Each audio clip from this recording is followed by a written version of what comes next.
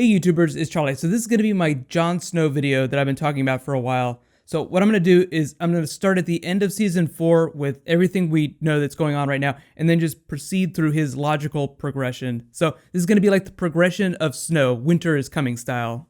There are a couple changes we know already with his character just based on footage from the trailer. I'll try to explain what those are, but just in general, the storyline up at the north will probably be the closest to the books of any of the season 5 storylines.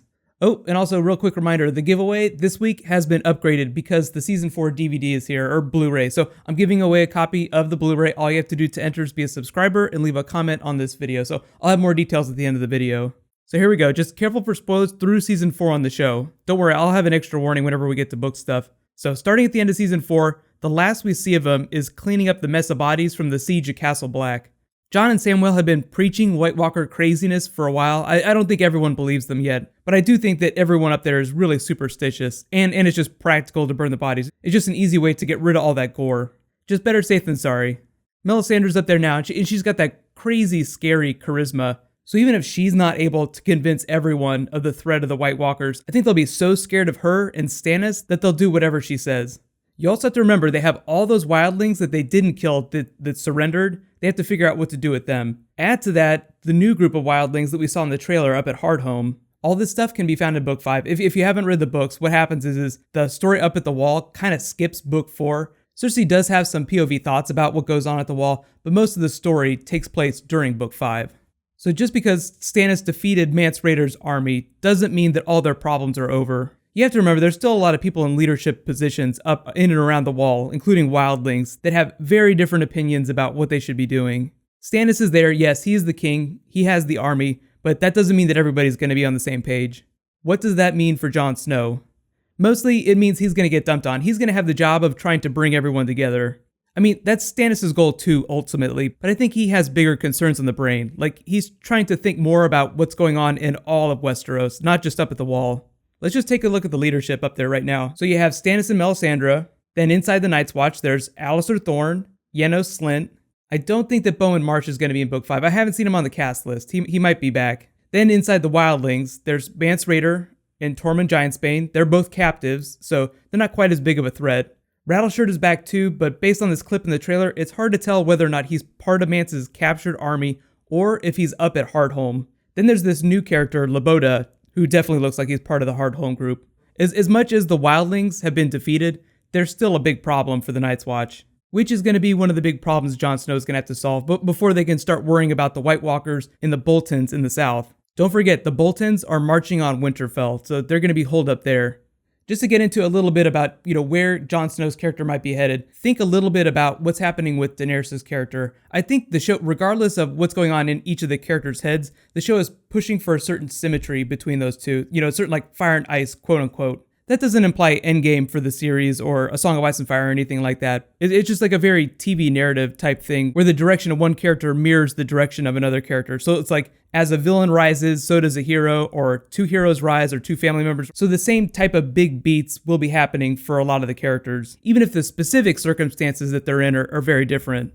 So like Daenerys has to deal with a lot of infighting in Meereen between her own forces and the natives. Jon Snow has to deal with a lot of infighting between the wildlings and the Night's Watch.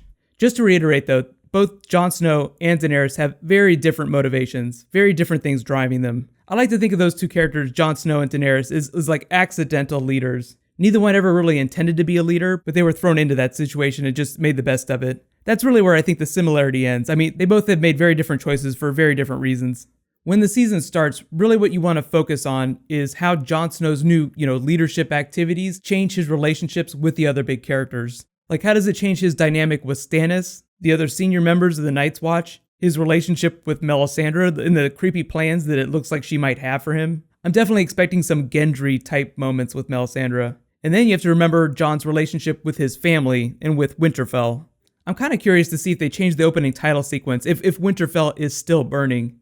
I mean, really, it would have stopped burning a long time ago. I think the fact that they left it in the intro sequence is just to be a reminder of what happened. It's not quite as bad off as Harrenhal was after Aegon sent his dragons to destroy it, but large parts of it were burned. It's in good enough shape for Ramsay Bolton to live there. This is actually a really good place to get into book stuff, so I'm just going to add this like spoiler tag up until I stop talking about book stuff. So let's just talk about some of the changes that they're probably making based on what we saw in the trailer.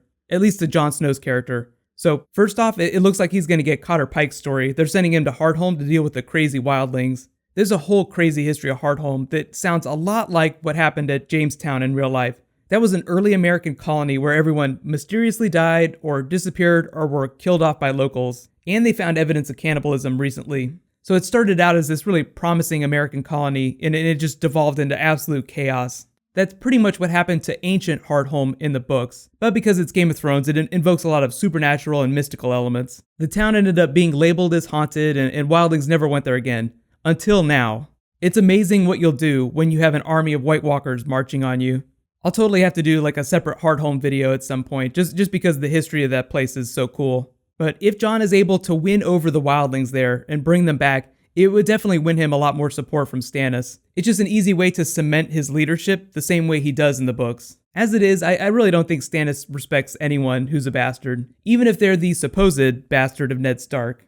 That actually brings up an interesting question that I don't see get asked a whole lot anymore. Do you think that the show is going to address the fact that Robb Stark in the books legitimized Jon Snow before he died? They kind of skipped it on the show, so I'm assuming they're not going to do it. They're just going to cut that out. As of right now, it seems like the show's pushing Sansa as the heir of Winterfell. If you believe what Littlefinger has said so far, he's going to try and get it back for her. As much as Jon has his shit together up at the Wall, it's really his love of family that makes him want to break his oath and ride for the Boltons.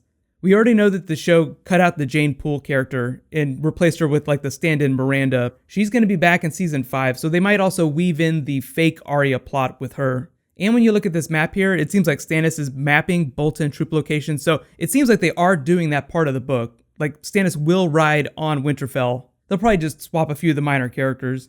Okay, so spoiler stuff over. So I made like a descending list of storylines that I think were least changed to most changed. Jon Snow / Up in the North, then King's Landing with the Cersei stuff, Daenerys and Meereen, Arya and Braavos, and then kind of a tie for most change between Tyrion and the Dorne stuff. Really, like, those last two storylines have massive chunks, major characters missing. Whenever we do get to those episodes, I mean, I'll try to include a list of the big changes, just in case you are following along in the books. If there are any, like, really big changes you guys want to talk about specifically, I mean, just let me know in the comments. I know cutting out young Griff is a big deal, but I think a lot of the story that they lost will be given to other characters. Think of it in like an Edric Storm Gendry type way. Okay, so just to explain the giveaway a little bit better. So it's a copy of the Blu-ray. What I'll probably do is I'll give away a couple copies between now and the beginning of the season, and then I'll do it during the season, during the actual episodes. Congratulations to Gangster Vural. You're the winner of this week's giveaway. Please message me on the back end of my channel so I can get your communication info so I can find out how to get you the Blu-ray. And don't worry, for those wondering, the giveaway is open to international people. We'll find a way to get you Blu-ray somehow if you win. I'm still trying to figure out what next week's Game of Thrones video is going to be, so feel free to leave requests in the comments. But you can actually click here for my mega Game of Thrones playlist so you can see which videos I've already done. And you can click here to get ready for Walking Dead tonight. I'll post that after the episode airs. So thank you everyone so much for watching. Let's all high five. I'll see you guys tonight.